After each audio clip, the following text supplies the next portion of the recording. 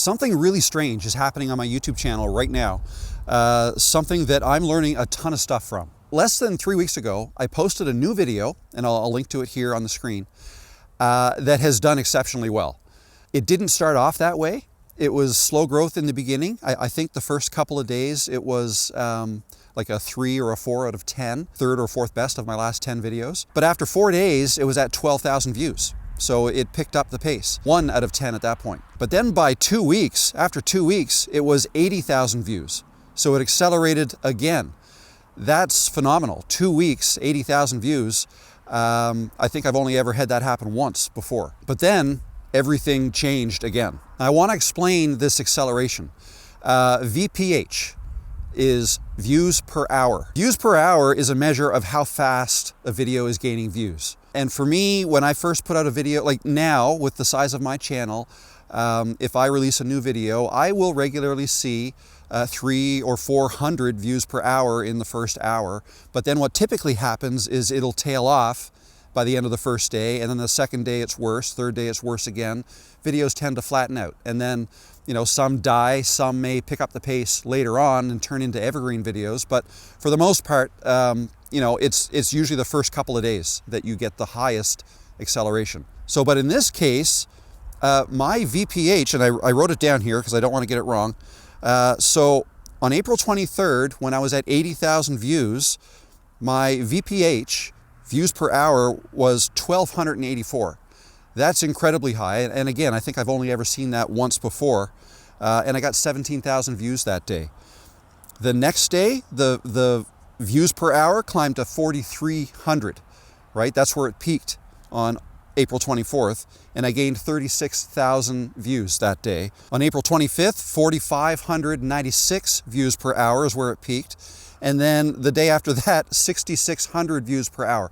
So at this point, I'm starting to wonder, like, where is this going to end? The acceleration is accelerating, right? So that's not the norm. Like that is a viral video. That's what's going on. So at that point, when it was peaking at 6,600, almost 6,700 VPH, I gained 92,000 views that day. The next day, it went down a little bit. It peaked at 5,300 views per hour and gained 7,600 views. So that was the peak, and it's since gone down again, but it's still performing phenomenally well. And it just wasn't anything I expected, and it's not the normal growth pattern for videos. Subscribers started to grow too. So my subscribers, I had been getting maybe 50 to 70 new subscribers per day when I released this video, but then that started to go up. It was 200 a day, and then it was 400, 600, and then it peaked at over 900 new subscribers on Sunday, I believe it was. I gained 5,700 new subscribers in these 18 days. But now if I look at comments, the comments that I was getting on that video and the number of likes that I was getting, that's where this kind of starts to look weird.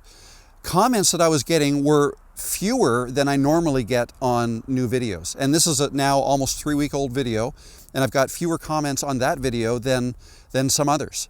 Likes as well, way down from where I would expect to see them on a video doing this well. But I think I figured out why that's the case and why this blew up the way it did, and I'm going to get to that in a minute. But first I want to talk about the problem that this creates.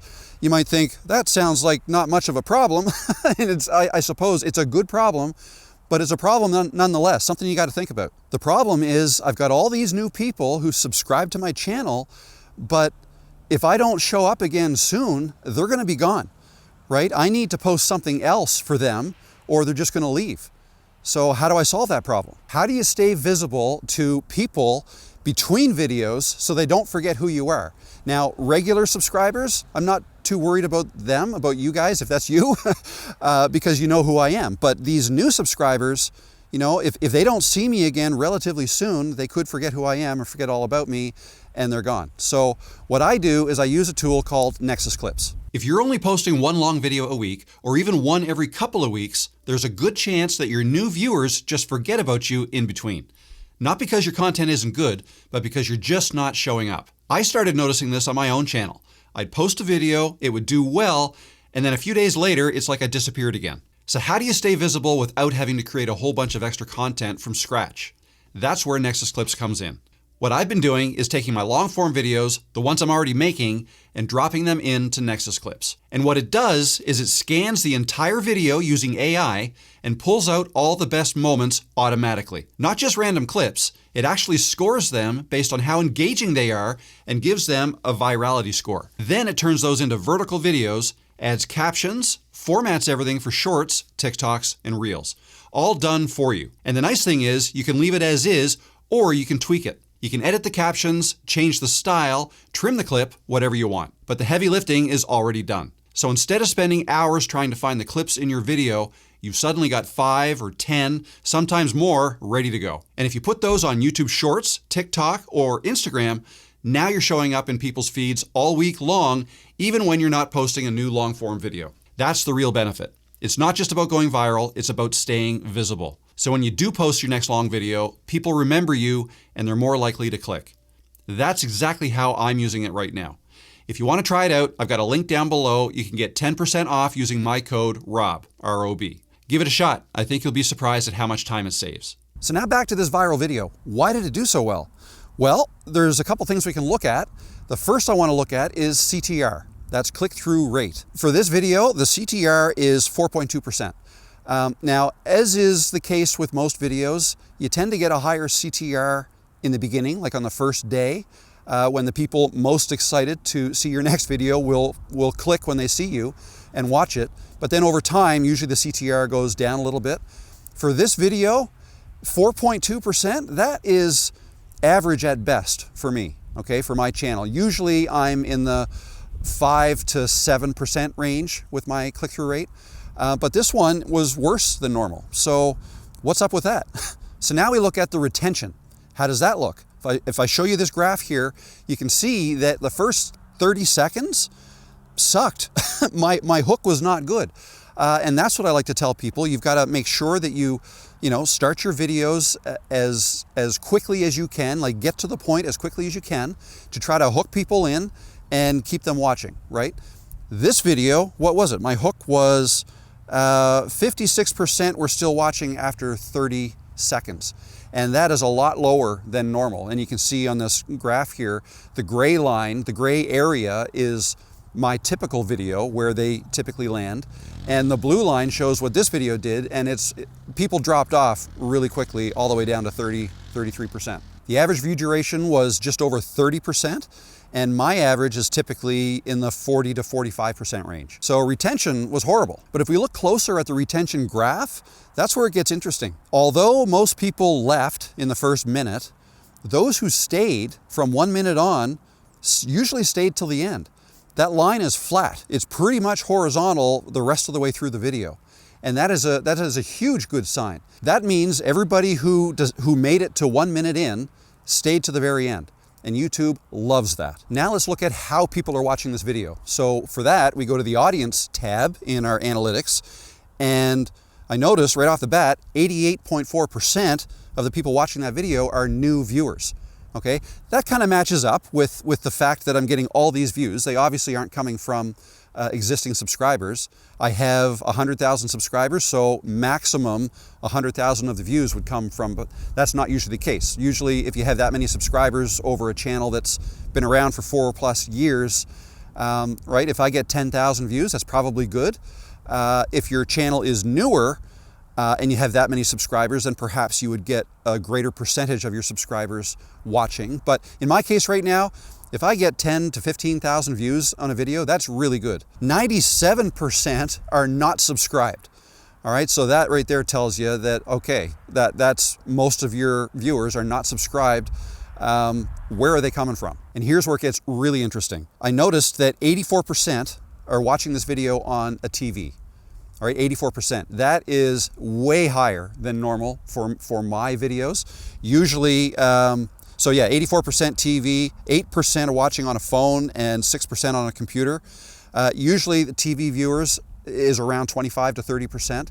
And I've noticed that's been increasing lately throughout the last year, and in particular this year, just in the last few months, and in particular this month. The percentage of people watching my videos on a TV is growing quite rapidly. And this video here proves that, or not necessarily proves that, but it really shows it, it highlights it, right? 84% watching on a TV. Mobile and computer is usually around 30%, right? So it's usually a fairly even split. But yeah, that is a huge thing to understand, where your people are watching your videos. So why is TV viewing up so much? Why is that happening? Exactly why is, up for debate. Like maybe this video, maybe the topic resonated well with everybody, and that could help. But what must be true is that the video was a good viewing experience on TV. So in other words, those who watched the video on TV early on, like those who watched the video in the early, like the first few days, who watched it on TV, obviously enjoyed that experience and stuck around, and YouTube noticed that. So maybe, they stuck around more than the mobile and computer viewers did. Maybe their viewing habits were more indicative or more consistent with the way they normally view my videos, but it was just the TV viewers that stuck around so much. That must be the case because it was the TV audience that blew this up. If I look at the views coming from mobile and computer alone, like just the raw numbers, yeah, they're higher than they normally are, but not by a crazy amount, whereas the TV viewing is up by an absolute crazy amount. It's all TV viewers. So what's the difference? Like what makes TV viewing different than watching on a mobile phone or a computer?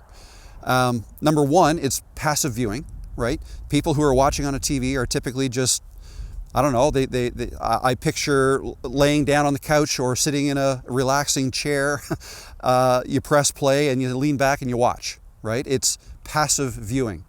Now, some people will go about their business with the TV on in the background. Maybe they're doing, housework or chores or whatever, making lunch, and they just have the TV on in the background. That also is passive viewing, right? You start it playing and it just plays all the way till the end. Another thing that's different about watching on a TV is it's harder to comment, right? Like, think back to if you've watched on a TV before.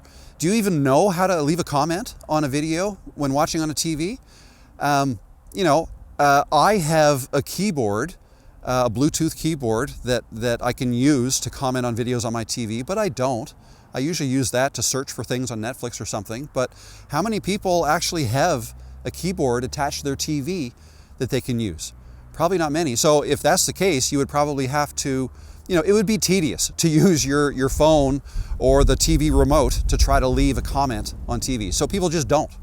And I think the same applies for likes and dislikes, right? Those were way down from where they normally are in my videos because, again, they were watched on a TV and people just don't tend to interact with their TV the same way they do with a phone or a computer. YouTube is changing, right? It's changing all the time, and viewers' habits are changing as well.